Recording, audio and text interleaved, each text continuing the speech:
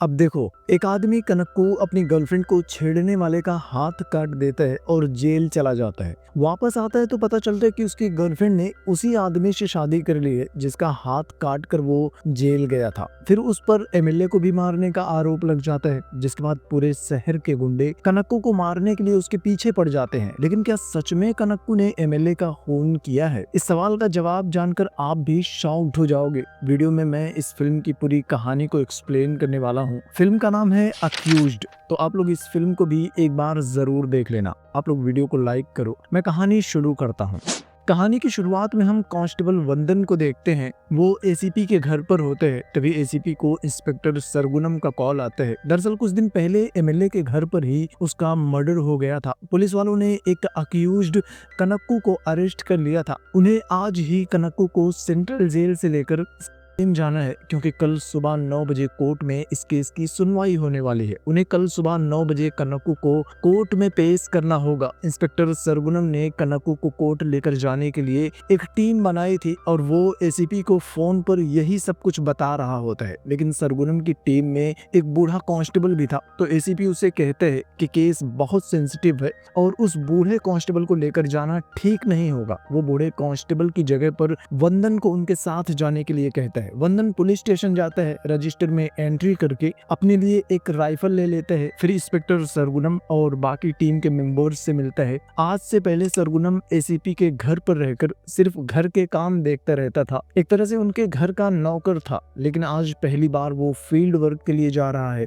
और इसलिए आज वंदन बहुत खुश होता है। लेकिन उसे अंदाजा भी नहीं था दोस्तों कि उसका ये सफर कितना मुश्किल होने वाला है। उसे नहीं पता था कि हर कदम पर मौत उसका इंतजार कर रही है। खैर, इसके बाद उनके साथ वाला एक कांस्टेबल उन्हें अक्यूज्ड के बारे में बताता है कि वो आदमी बहुत ही बुरा है, बनौती है, जहां भी जाता है हर किसी के लिए परेशानी खड़ी कर देता है। खैर, ये लोग सेंट्रल जेल जाते हैं। वंदन रजिस्टर में एंट्री करता है और फिर कनक्कू को लेकर बाहर आ जाता है। ये लोग गाड़ी में बैठ जाते हैं। तभी सरगुनम को एसीपी का कॉल आता है। वो सरगुनम को बताता है कि जिस रास्ते से तुम जाने वाले हो वहां खतरा है। दरअसल एसीपी को खबर मिली थी कि कोर्ट के रास्ते में अक्यूज्ड के ऊपर हमला हो सकता है। तो अब वो इंस्पेक्टर को बेंगलुरु हाईवे से जाने के लिए कहता है। तब कनक्कू भी इंस्पेक्टर से कहता है कि वहां पर बिरयानी अच्छी मिलती है, तो बिरयानी खा कर चलेंगे। खैर, ये लोग प्रेम जाने के लिए निकल पड़ते हैं। रास्ते में वंदन को उसकी मंगेतर का कॉल आता है। वंदन ने उसका नंबर माई वाईफाई नाम से सेव किया था, तो कनक्कू उसके साथ भी मजाक करने लगता है कि आपने वाइफ की स्पेलिंग गलत लिखी है। जिसके बाद वंदन उसे बताता है कि मेरी वाइफ नहीं, मेरी मंगेतर है, हमारी शादी होने वाली है, तो इसलिए प्यार से मैंने उसका नाम माई वाईफाई सेव किया है। वैसे आपने अपनी वाली का किस नाम से सेव किया है? कमेंट करके जरूर बताना। खैर, ये लोग एक पेट्रोल पंप पर रुकते हैं। यहाँ पर इंस्पेक्टर किसी से बात कर रहा होता है। दरअसल पार्टी लीडर के साथ मिलकर इंस्पेक्टर ने कोर्ट पहुंचने से पहले ही अक्यूज्ड का एनकाउंटर करने का प्लान बनाया था, लेकिन एसीपी की वजह से उन्हें रास्ता बदलना पड़ा था और एसीपी ने भी लास्ट मोमेंट पर वंदन को उनके साथ भेज दिया था। तो कुल मिलाकर इनका प्लान फेल होने वाला था। लेकिन पार्टी लीडर इंस्पेक्टर को किसी भी तरह से अक्यूज्ड का एनकाउंटर करने के लिए कहते हैं और कहते हैं कि वो कांस्टेबल यानी कि वंदन अगर इनके प्लान में शामिल नहीं होता तो उसे भी मार देना, बाद में हम लोग देख लेंगे। खैर, ये लोग गाड़ी में पेट्रोल डलवा कर आगे बढ़ते हैं तो रास्ते में इनकी गाड़ी खराब हो जाती है। तो अब मजबूरी में ये लोग अक्यूज्ड को लेकर गवर्नमेंट बस में बैठ जाते हैं। दूसरी तरफ हम कुछ गुंडों को भी देखते हैं। इन गुंडों को किसी ने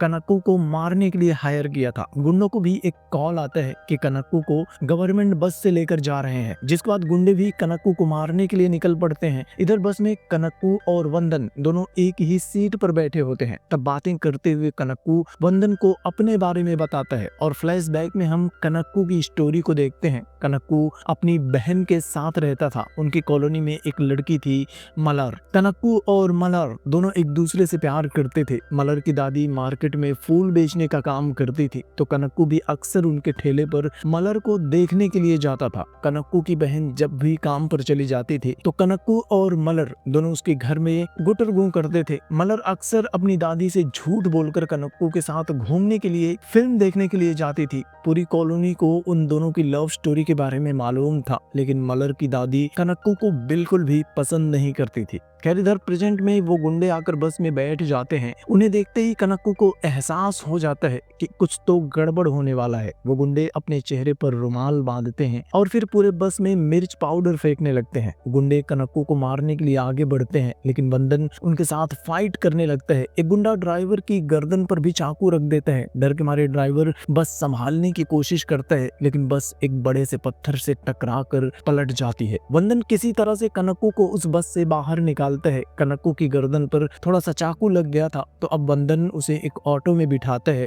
और पास के ही हॉस्पिटल में पहुंच जाता है। कनक्कू बेहोश होता है तो डॉक्टर उसके घाव पर टांके लगा देते हैं। वंदन को भी थोड़ी सी चोट लगी थी, उसका भी इलाज हो जाता है। इधर इंस्पेक्टर सरगुणम एसीपी को कॉल करके सब कुछ बता देता है, तो एसीपी को लगता है कि एमएलए के भाई धनंजय ने ही अक्यूज्ड को मारने के लिए गुंडे भेजे होंगे। वो तुरंत धनंजय को कॉल करता है, लेकिन धनंजय कहता है कि मैंने ऐसा कुछ भी नहीं किया, मैं इस बारे में कुछ भी नहीं जानता। और अब एसीपी को भी समझ में नहीं आता कि आखिर अक्यूज्ड को मारने के लिए गुंडे किसने भेजे हैं। यहीं पर हम एमएलए की वाइफ सुब्बू और उसके बेटे राजा को भी देखते हैं। वो दोनों भी एमएलए की मौत से काफी दुखी होते हैं, लेकिन धनंजय सुब्बू से कहता है कि आप फिक्र न करो, मैं सब कुछ संभाल लूंगा। दूसरी तरफ वंदन हॉस्पिटल के वॉशरूम में होता है, वो एसीपी से बात कर रहा होता है। इधर वही गुंडे फिर से हॉस्पिटल पहुंच जाते हैं। गुंडा अपने क्लाइंट को वीडियो कॉल करता है, उसे बताता है कि अक्यूज्ड बेहोश है और मैं उसे मारने जा रहा हूं। लेकिन क्लाइंट उसे कहते हैं कि बेहोशी में मार दोगे तो उसे कोई दर्द नहीं होगा, उसे सेलम लेकर आओ, मैं खुद उसे अपने हाथों से मारूंगा। जिसके बाद गुंडे कनक्कू को किडनैप कर लेते हैं। वो लोग जाने लगते हैं तो वंदन उन्हें देख लेते हैं, लेकिन वंदन के पास फिलहाल कोई गाड़ी नहीं थी, तो वो उनका पीछा नहीं कर पाता। वो तुरंत एसीपी को बता देता है कि गुंडों ने कनक्कू को किडनैप कर लिया है। वो लोग उसे एक ब्लैक स्कॉर्पियो में लेकर जा रहे हैं। जिसके बाद एसीपी पूरे पुलिस डिपार्टमेंट को अलर्ट कर देता है। पुलिस वाले चारों तरफ चेक पोस्ट लगा देते हैं, ब्लैक स्कॉर्पियो को ढूंढ रहे होते हैं। इधर वंदन भी किसी तरह से एक चेक पोस्ट पर पहुंचता है, पुलिस वालों से बात करता है। वंदन भी कनक्कू को ढूंढना चाहता था, तो पुलिस वाला उसे एक बाइक दे देता है। अब वंदन उस बाइक से आसपास कनक्कू को ढूंढने लगता है। रात हो जाती है, तभी वंदन एक मैरिज हॉल में उसी ब्लैक स्कॉर्पियो को देखता है। खिड़की से अंदर झांक कर देखता है तो गुंडों ने कनक्कू को एक कुर्सी से बांध कर रखा हुआ था। वो लोग भी पुलिस से बचने के लिए यहाँ छुपे हुए थे। वंदन डिपार्टमेंट वालों को कॉल करना चाहता था, लेकिन उसके फोन का चार्ज खत्म हो चुका था, उसका फोन बंद हो जाता है। अब वंदन अकेले ही अपनी राइफल तान कर अंदर जाता है, एक गुंडे के पैर में गोली मार देते हैं, जिससे कि बाकी के सारे गुंडे डर के मारे पीछे हट जाते हैं और वंदन कनक्कू को लेकर वहां से निकल जाता है। ये दोनों एक लॉज में जाते हैं। लॉज का मालिक था राम बाबू। वो इन दोनों को रुकने के लिए एक कमरा किराए पर दे देते हैं। वंदन सबसे पहले अपना फोन चार्ज करते हैं और फिर एसीपी को कॉल करके बताते हैं कि उसे अक्यूज्ड मिल गया है, लेकिन गुंडे अभी भी उनके पीछे पड़े हुए हैं। तो एसीपी भी उन दोनों को प्रोटेक्ट करने के लिए एक टीम को लॉज में भेज देता है। इधर लॉज में वंदन कनक्कू से पूछते हैं कि आखिर तूने ऐसा क्या किया है कि पूरा शहर ही तुझे मारना चाहता है। तब कनक्कू एक बार फिर से उसे अपनी कहानी सुनाता है और फ्लैशबैक में हम देखते हैं कनक्कू की गर्लफ्रेंड मलर मार्केट में होती है। तभी एक लड़का नागराज वहां आता है। वो मलर के साथ छेड़खानी करने लगते हैं। मलर की दादी ने इस नागराज से बहुत पैसे उधार लिए थे, तो आज नागराज दादी से कहते हैं कि अगर तुम मलर की शादी मुझसे करवा दो तो मैं तुम्हारे सारे पैसे माफ कर दूंगा। दादी तो इसके लिए मान जाती है, लेकिन मलर गुस्से में वहां से जाने लगती है। तब नागराज उसका हाथ पकड़ लेता है। कनक्कू को यह सब कुछ पता चलता है, तो कनक्कू गुस्से में उस नागराज का हाथ ही काट देता है और फिर खुद ही पुलिस स्टेशन में जाकर सरेंडर भी कर देता है। उसे 6 साल की सजा होती है। 6 साल बाद कनक्कू वापस आता है तो देखता है कि अब मलर ने नागराज से ही शादी कर ली है, जिसका हाथ काट कर कनक्कू जेल गया था। वो मलर से मिलने के लिए उसके घर जाता है तो मलर बताती है कि वो नागराज से शादी नहीं करना चाहती थी, लेकिन कनक्कू के वापस आने का उसे कुछ पता भी नहीं चल रहा था। वो कई बार उससे मिलने के लिए जेल भी गई थी, लेकिन पुलिस वाले उसे मिलने ही नहीं दे रहे थे और नागराज बार बार दादी को परेशान कर रहा था और इसी वजह से मजबूरन उसे नागराज से शादी करनी पड़ी और उनकी 2 साल की एक बेटी भी है। तभी नागराज भी वहां आ जाता है और दोनों को एक साथ देखते ही नागराज भड़क जाता है। कनक्कू के सामने ही मलर को डांटता है, गालियां देता है और कनक्कू को भी धक्के मारकर वहां से भगा देता है। इसके बाद कनक्कू शराब पीना शुरू कर देता है। वो हर वक्त नशे में रहता है। मलर से बात करने के लिए सही मौके की तलाश में होता है, लेकिन अब मलर उसे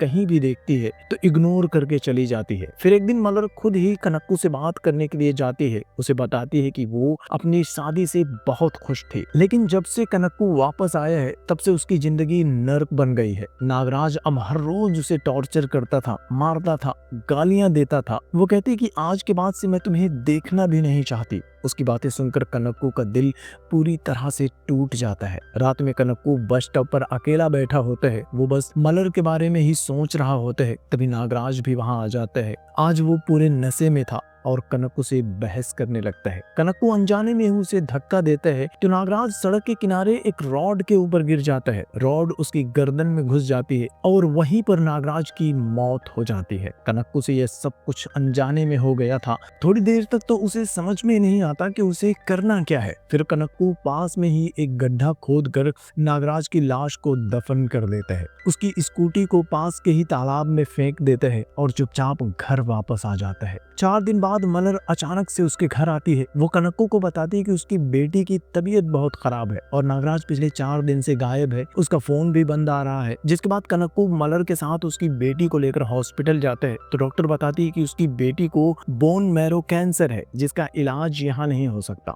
उसे लेकर किसी बड़े हॉस्पिटल में जाना होगा। कनक्कू किसी भी तरह से मलर की बेटी को बचाना चाहता था, लेकिन उसे समझ में नहीं आ रहा था कि वो क्या करे। जिसके बाद वो मदद के लिए एमएलए के छोटे भाई धनंजय को कॉल करता है। उसे अपनी सारी परेशानी बता देता है। उसे बता देता है कि अनजाने में ही उसके हाथों से नागराज का मर्डर हो गया है। कनक्कू भी पार्टी का कार्य करता था। उसने पार्टी के लिए कई सारे अच्छे काम किए थे, तो आज धनंजय भी उसकी मदद करने के लिए तैयार हो जाता है। अब कहानी प्रेजेंट में आती है। कनक्कू अब बंदन को सब कुछ सच सच बता देता है और कोर्ट में भी सच्चाई कबूल करने का वादा करता है। जिसके बाद वो फिर से धनंजय को कॉल करता है। उससे पूछता है कि आखिर तुमने मुझे मारने के लिए गुंडे क्यों भेजे हैं? मैंने तो वही किया है जो तुमने मुझसे करने के लिए कहा था। तो धनंजय उससे कहता है कि मैंने कोई गुंडे नहीं भेजे, मुझे खुद नहीं पता कि तुम्हें कौन मारना चाहता है। इधर कुछ कांस्टेबल्स के साथ मिलकर इंस्पेक्टर सत्या लॉज में पहुंच जाते हैं। ये लोग कनक्कू को लेकर वहां से जाने लगते हैं तो वंदन सत्या से कहते हैं कि मैं भी आपके साथ पुलिस स्टेशन आता हूँ और इसकी रिपोर्ट बनाकर मैं वहां से चला जाऊंगा। लेकिन सत्या कहता है कि इसकी कोई जरूरत नहीं है।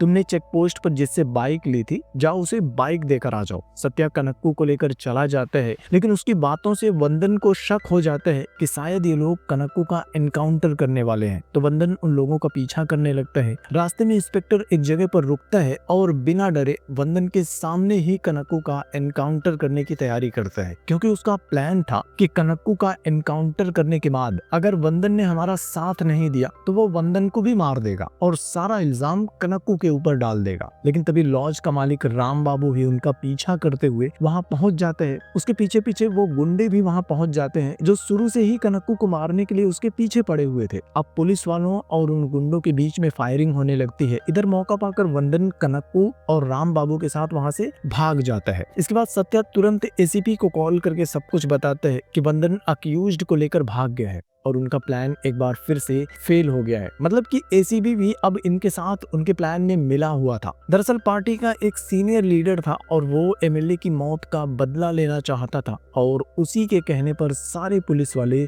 कनक्कू का एनकाउंटर करने की कोशिश कर रहे थे। लेकिन वंदन उसे लेकर भाग गया था और अब वो कनक्कू को लेकर कोर्ट की तरफ बढ़ रहा होता है। इधर धनंजय को पता चल जाता है कि पार्टी के ही एक आदमी ने कनक्कू को मारने के लिए उन गुंडों को हायर किया था। धनंजय घर पर उस आदमी की पिटाई कर रहा होता है। तभी एमएलए का बेटा राजा वहां आ जाता है और धनंजय को सच्चाई बताता है। दरअसल राजा कनक्कू से अपने पापा की मौत का बदला लेना चाहता था और राजा के कहने पर ही उस आदमी ने बाहर से कुछ गुंडों को कनक्कू को मारने के लिए हायर किया था। धनंजय उसे समझाने की कोशिश करता है, लेकिन राजा कहते हैं कि जिस आदमी ने मेरे पापा को मारा है मैं उसे जिंदा नहीं छोड़ूंगा। अगर वो मुझे कोर्ट में दिख गया तो मैं उसे कोर्ट में ही मार डालूंगा। राजा कोर्ट जाने के लिए निकल जाता है, लेकिन अपना फोन घर पर ही भूल जाता है। इधर घर पर धनंजय परेशान होता है तो एमएलए की वाइफ सुब्बू कहती है कि जाने दो, राजा नाबालिग है, अगर उसने कनक्कू का मर्डर भी कर दिया तो उसे आसानी से बेल मिल जाएगी और अगर कनक्कू मर गया तो फिर किसी को पता नहीं चलेगा कि एमएलए को किसने मारा था।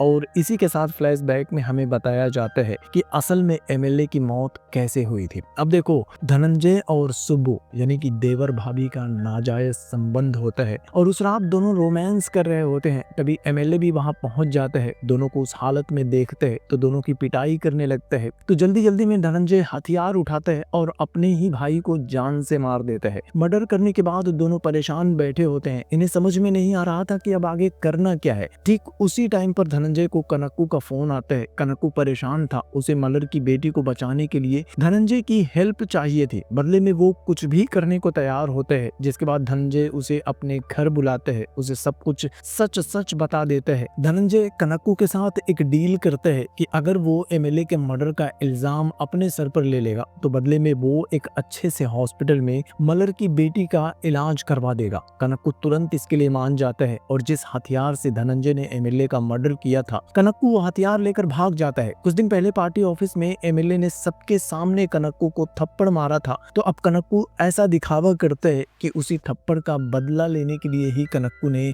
एमएलए का मर्डर किया है। इधर प्रेजेंट में राजा अपना फोन लेने के लिए घर आता है तो धनंजय और सुब्बू की सारी बातें सुन लेता है। उसे पता चल जाता है कि उसके पापा का मर्डर उसके चाचा और उसकी माँ ने मिलकर किया है। तो गुस्से में राजा धनंजय को जान से मार देते हैं और कोर्ट में खुद को सरेंडर कर देता है। इधर वंदन भी कनक्कू को लेकर कोर्ट पहुंच जाता है। कोर्ट में उनके केस की सुनवाई शुरू हो जाती है। पता चलता है कि सच्चाई सामने आने के बाद एमएलए की वाइफ सुब्बू ने भी सुसाइड कर ली है। जिसके बाद जज साहब पुलिस वालों को एक बार फिर से इस केस को इन्वेस्टिगेट करने के लिए कहते हैं, पता करने के लिए कहते हैं कि कनक्कू सच में बेकसूर है या नहीं।